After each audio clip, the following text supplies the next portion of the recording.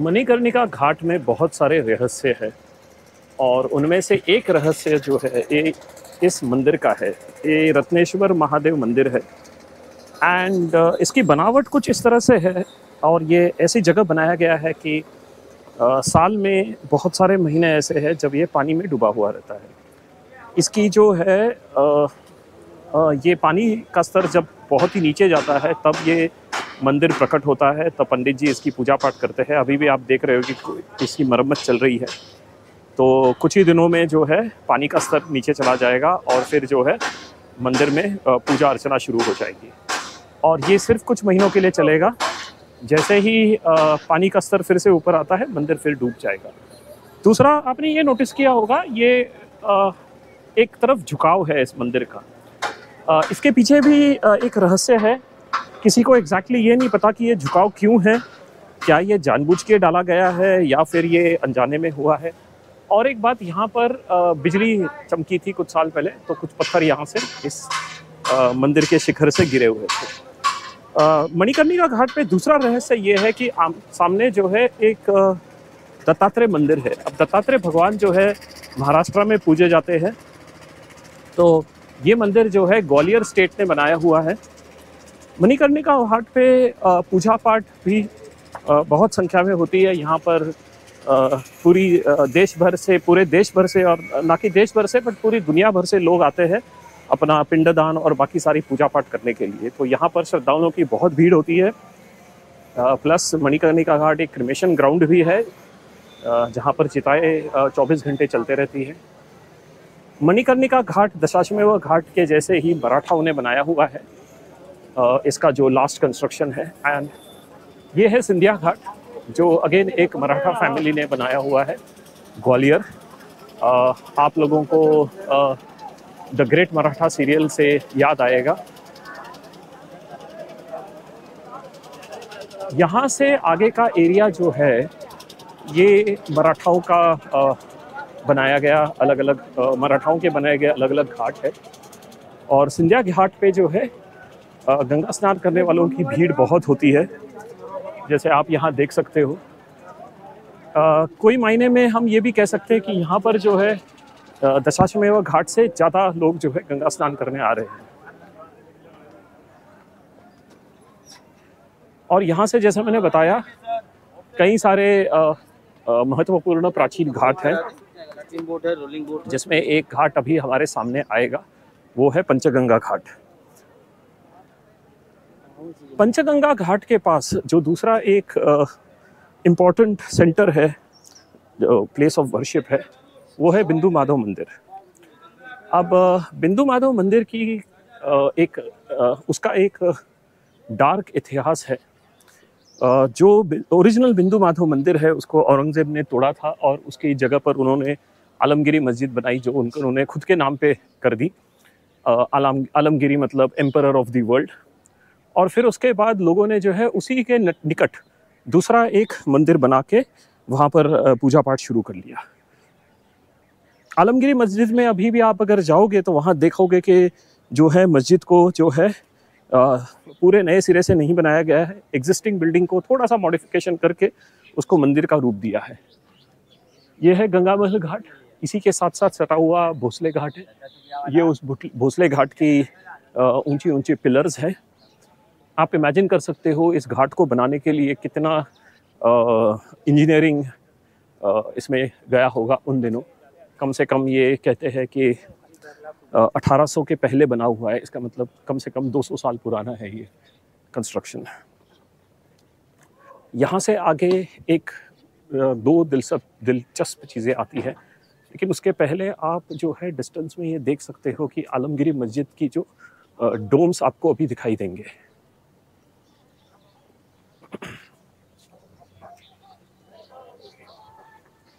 ये पुराने ज़माने में बिंदु माधव मंदिर होता था।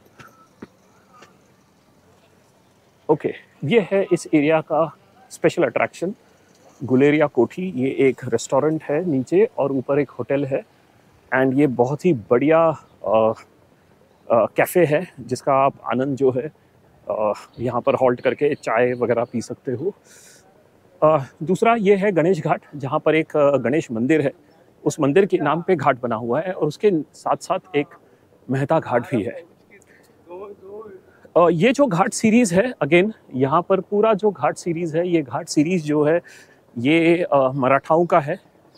एंड जो सामने अभी घाट कॉम्प्लेक्स आएगा वो है आपका पंचगंगा घाट कॉम्प्लेक्स। यहाँ पर जो है कार्तिक माह में जो है ये जो पोल लगे हुए हैं, ये पोल्स से जो है इनको जो है लाइट ऊपर चढ़ाई जाती है। 2 बार ये कार्रवाई होती है, दिन में जो है 3 बजे, रात को 3 बजे और दिन में 6 बजे।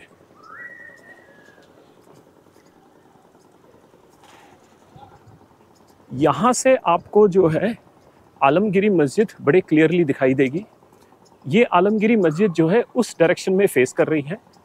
यहाँ पर आलमगिरी मस्जिद के सामने एक काफ़ी मैसिव स्टेयरकेस होता था और एक बहुत विशाल घाट होता था कि जो नीचे गंगा की तरफ खुलता था। अभी वो पार्ट रहा नहीं है।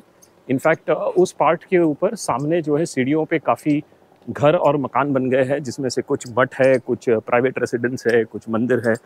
तो उसका ओरिजिनल नेचर जो है अभी हमें पता नहीं चलेगा।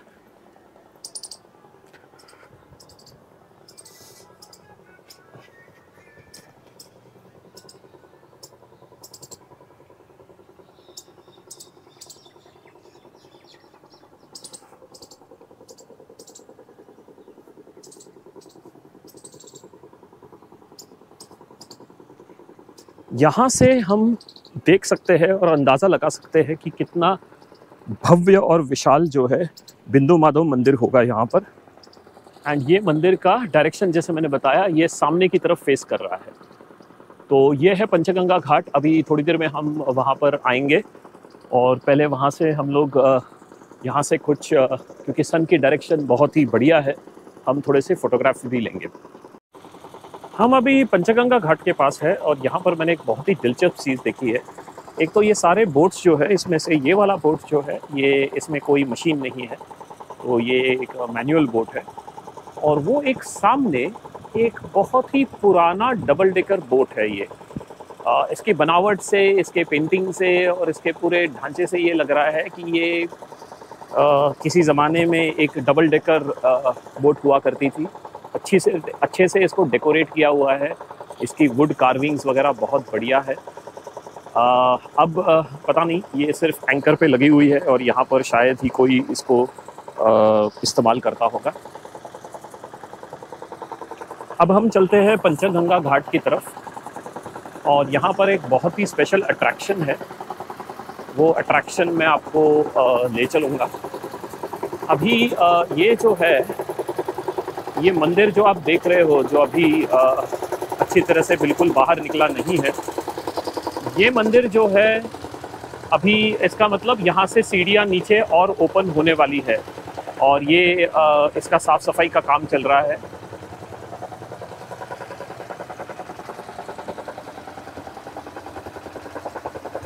ये देखो, जैसे इसमें इसका इतिहास लिखा हुआ है।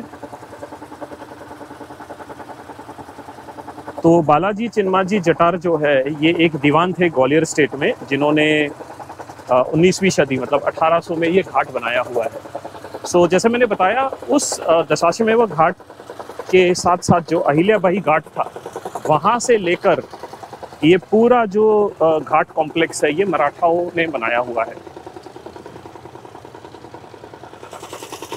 और ये जैसे इस घाट का नाम है राजा ग्वालियर घाट।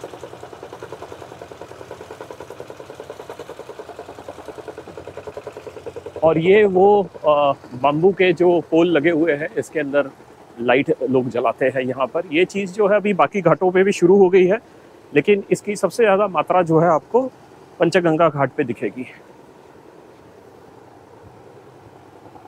ये है घाट वॉक, जल्द ही शुरू हो जाएगा। और ये है बालाजी घाट या पंचगंगा घाट। इस घाट कॉम्प्लेक्स के पीछे ही जो है एक विट्ठल मंदिर है, जो कि नाना फडणवीस जो पेशवा थे, उन्होंने बनाया है। ये फिर से आप देख सकते हो जो पोल लगे हुए हैं।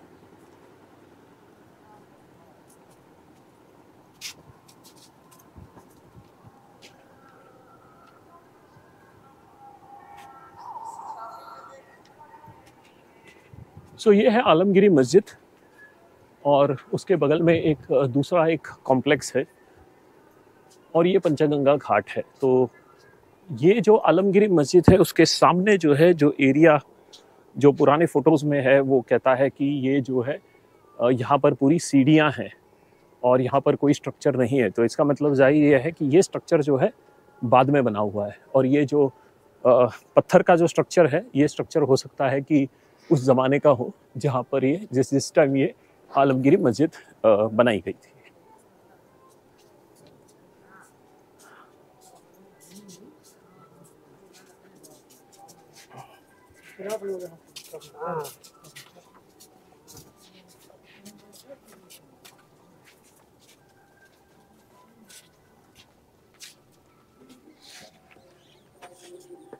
ये है वो स्ट्रक्चर जो अभी रिसेंटली बना हुआ है और इसका मतलब ये है कि इस स्ट्रक्चर के आगे जो स्ट्रक्चर था वो बिंदु माधव मंदिर था और ये पूरा जो है एक स्टेयरकेस हुआ करता था नीचे रास्ता आने के लिए। अब ये सामने जो बिल्डिंग्स है सबसे लेफ्ट वाला लेकर ये जो सेंट्रल में बिल्डिंग है एंड देन ये जो आगे का एरिया है ये सारा एक रिसेंट कंस्ट्रक्शन है, क्योंकि अगर आलमगिरी मस्जिद हमारे सामने है तो बिंदु माधव मंदिर का फेसिंग जो है और घाट की सीढ़ियाँ ये होंगी और ये बीच में एक स्ट्रक्चर बना हुआ है और इसको भी बिंदु माधव घाट कहते हैं। लेकिन ये जो है ये सारा एरिया जो है यहाँ पर सीढ़ियाँ होंगी किसी ज़माने में जब बिंदु माधव मंदिर होता था।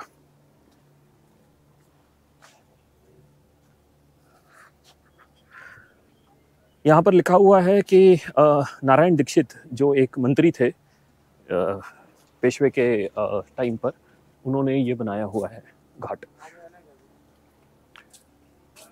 अब जैसे कि मैंने आपको बताया ये पूरा न्यू कंस्ट्रक्शन है यहाँ से लेकर यहाँ तक और यहाँ से वो सीढ़ियाँ जो है घाट की नीचे उतरती थी गंगा की तरफ बिंदु माधव मंदिर से। फिर इस घाट के सीरीज़ का जो one of the most interesting and attractive point वो है आपका ब्रह्मा घाट। अब यहाँ पर जो है एक म्यूज़ियम है, काशी धाम म्यूज़ियम, जो बिल्कुल सामने है। ये एक प्राइवेट म्यूज़ियम है और उसके बाद यहाँ पर एक दत्तात्रेय मंदिर भी है जो कि मुझे अभी तक मिल नहीं पाया है और उस मंदिर में जो है उसकी स्पेशलिटी ये है कि वो एक मुखी दत्तात्रेय है जो हमेशा चार मुखी होते हैं। सो ये है ब्रह्मा घाट, ये भी नारायण दीक्षित ने बनाया हुआ है और यहाँ पर जो है हमारा घाट कॉम्प्लेक्स ख़त्म हो जाता है।